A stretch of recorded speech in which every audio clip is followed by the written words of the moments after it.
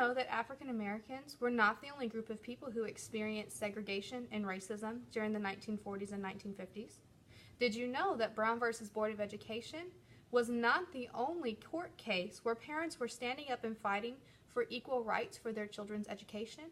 Well, if you didn't know, then you should read Separate is Never Equal. This is the story of Sylvia Mendez and her family. When her dad gets transferred in his job, they have to move to a different portion of California. When they get there, they go to register their kids into the school system that's near their home.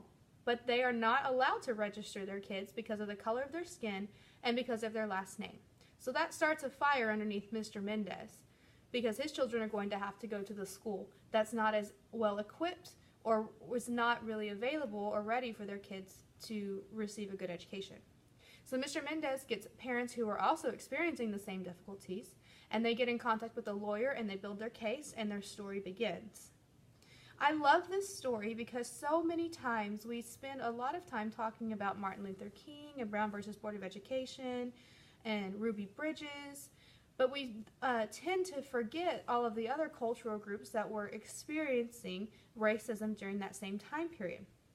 I also love the fact that this story is so easily readable for many different students.